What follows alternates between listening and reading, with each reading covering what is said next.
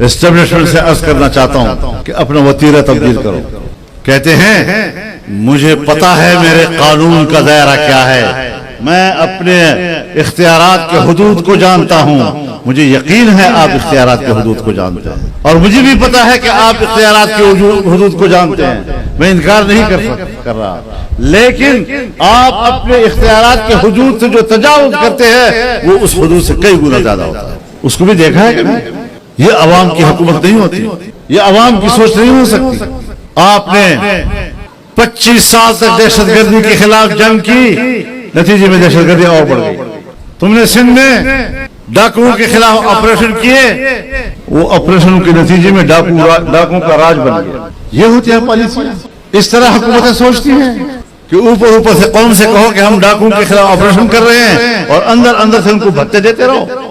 مجھے باقی تو معلوم نہیں، لیکن اپنے صوبے کے بارے میں مجھے معلوم ہے کہ جو بھی سرکاری ٹینڈر آتا ہے اگر وہ 10 ارب کا ہے تو اس میں 10% حصہ وہاں کی مسلح تنظیموں کا ہوتا ہے حکومت کی رضامندی کے ساتھ. آپ ان کو اپنے سرکاری فنڈ میں سے 10% ان کو حوالے کریں. یہ دہشت گردی کو سپورٹ نہیں ہے، لیکن اگر ایک غریب آدمی کے گھر پر بڑے بڑے لمبوں بالوں والے اور مونچھوں والے مسلح بندوقوں کے ساتھ گھر میں آ جائیں اور کہیں ہمیں ذرا چائے پلاؤ، وہ بیچارہ چائے نہیں پلے گا تو کیا کرے گا؟ کہتے ہیں کھانا کھلاؤ، وہ نہیں کھلائے گا تو کیا کرے گا؟ اگلے دن فوج آتی ہے اور اس گھر والے کو اٹھا لیتی ہے، آپ نے چائے کیوں پلائی؟ اب یہ نہیں دیکھتے کہ تم سرکاری فنڈ سے 10% ان کو دے رہے ہو، وہ جرم نہیں ہے. لیکن غریب آدمی کے گھر میں اگر ایک کپ چائے پی لی تو غریب آدمی کو دنیا کو دکھاتے ہیں جیسے ہم دہشت گردی کے خلاف جنگ لڑ. یہ دکھاوے نہیں چلیں گے. آپ ملک کو ٹھیک کرو ورنہ ہم میدان میں ہیں، ہم روڈوں کے اوپر ہیں. معاملات سدھارو، الیکشن دوبارہ کراؤ، منصفانہ الیکشن کراؤ.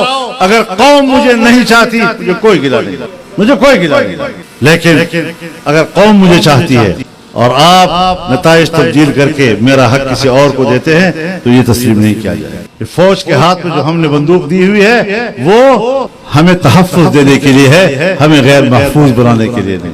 آج پاکستان ایک غیر محفوظ ریاست ہے. ایک غیر محفوظ ریاست کیوں بنا؟ غیر محفوظ ہونا یہ کس کی ذمہ داری ہے؟ حفاظت کس ادارے کی ذمہ داری ہے؟ اور وہ اپنی حفاظت میں کیوں ناکام ہو گئے؟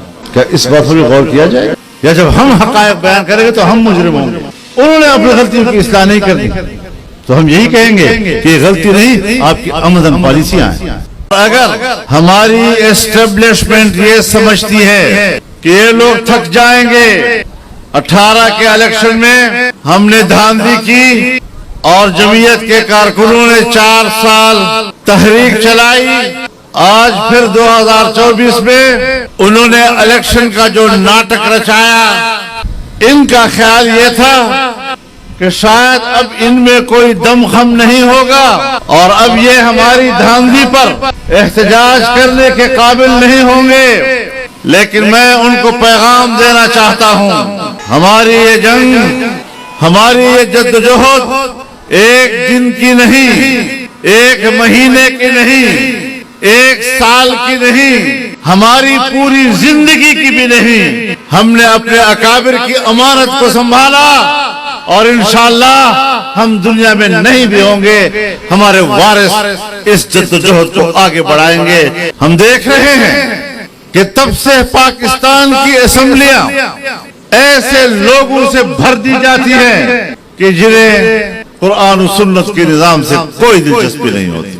وہ صرف اور صرف اقتدار کی جنگ لڑتے ہیں، اور اقتدار میں بھی وہ عوام کے مفاد کے لیے نہیں، اپنے ذاتی مفاد کے لیے اقتدار کی قوت کو استعمال کرتے ہیں. وہ خود بڑے جاگیردار بنتے ہیں، بڑے صنعتکار بنتے ہیں، لیکن آج 75 سال کے بعد آپ پاکستان کو دیکھیں، کیا پاکستان کا وہ شہری جو اللہ کے نظام کا پیاسا ہے، کیا اس کی پیاس بجھی ہے؟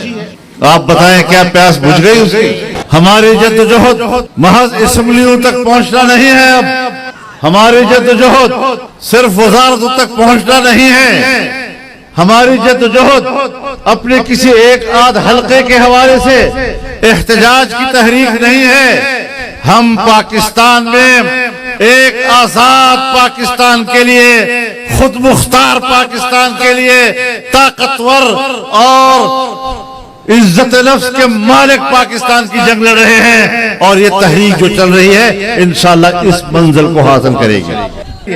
صوبہ خیبر پختونخوا میں جب پیپلز پارٹی کی حکومت تھی اور قبائلی علاقوں میں فوجی آپریشن کا فیصلہ ہوا تو ہم نے کہا کہ آپریشن کی حکمت عملی کام نہیں آئے گی، ہم نے ان کو سپورٹ نہیں کیا، تو یہ بہت بڑا گناہ تھا۔ لیکن اگر واقعی ان کی بات صحیح تھی تو 2009-2010 میں اس کا فیصلہ ہوا اور انہوں نے آپریشن شروع کیے، تمام قبائل کو اپنی ہی ملک میں 2-3 سال تک مہاجر بنائے رکھا۔ آج بھی جب وہ لوگ دربدر ہوئے ہیں، آج بھی وہ دربدر ہیں، ملک کے کونے کونے میں پھیل گئے اپنی زندگی بنانے کے لیے، قبائل برباد ہو گئے، تباہی مچ گئی، بے گھر ہو گئے۔ عورتیں، ہماری مائیں اور بہنیں، وہ بیچارے جو گھر سے باہر نہیں نکلتی تھی، ان بیچاروں کو بازاروں میں بھیک مانگنی پڑی۔ تو ہمارا گناہ یہ ہے، جمعیت کا گناہ یہ ہے کہ اسٹیبلشمنٹ کہتی ہے ہم آپریشن کریں گے، ہم کہتے ہیں آپریشن حل نہیں ہے، آج تک بھی حل نہیں ہوا۔ نواز شریف کی حکومت میں فاٹا انضمام کا مسئلہ آیا، ہم نے کہا غلط فیصلہ ہے، یہ قبائل کو نقصان دے گا، قبائل کے سٹیٹس کو نقصان دے گا، آنے والے مستقبل میں ہمارے لیے سرحدی تنازع پیدا کرے گا، آپ اس طرح نہ جائیں۔ مان بھی گئے، پھر دباؤ آیا کہ نہیں کرنا ہے، اور خود مجھے آرمی چیف نے کہا کہ آپ کیوں مخالفت کر رہے ہیں؟ تو امریکہ کے دباؤ پر آپ نے کیا، ہم نے مخالفت کی۔ پھر شہباز شریف صاحب کی حکومت میں آپ نے ریکوڈیک کے حوالے سے جو بلوچستان کا حق ہے قانون سازی کی، اور ہم نے سوچا کہ یہ صوبائی حق میں مداخلت ہے، صوبائی اختیار میں مداخلت ہے، ہم نے کابینہ سے بھی واک آؤٹ کیا، ہم نے اسمبلی میں ووٹ استعمال نہیں کیا۔ تو اب آپ مجھے بتائیں کہ جب ہم اپنی رائے کے مطابق صحیح فیصلہ دیں گے اور آپ باہر کی قوتوں کے دباؤ پر ہر قیمت پر قانون سازی کریں گے، بین الاقوامی مفادات کے لیے کریں گے، اور میرا موقف پاکستانی مفاد کے لیے ہوگا، پاکستان کے صوبوں کی مفاد کے لیے ہوگا، عوام کے مفاد کے لیے ہوگا، تو ہمیں سزا دی جائے گی کہ آپ کو اقتدار میں نہیں آنا چاہیے، اسمبلی میں آپ کو نہیں آنا چاہیے۔ میرا گناہ کیا ہے؟ یہی گناہ تھا کہ میں نے حماس کی حمایت کا اعلان کیا اور میں حماس کی قیادت کے لیے قطر چلا گیا، اور ان کے ساتھ میری تصویریں آئیں تو ہنگامہ کھڑا ہو گیا، اور امریکہ بہت ناراض ہوا کیونکہ وہ تو اسرائیل کو سپورٹ کرتا تھا، حماس تو اس کے خلاف دہشت گرد تنظیم تھی، ہماری ملاقات دہشت گرد تنظیم سے ہو گئی۔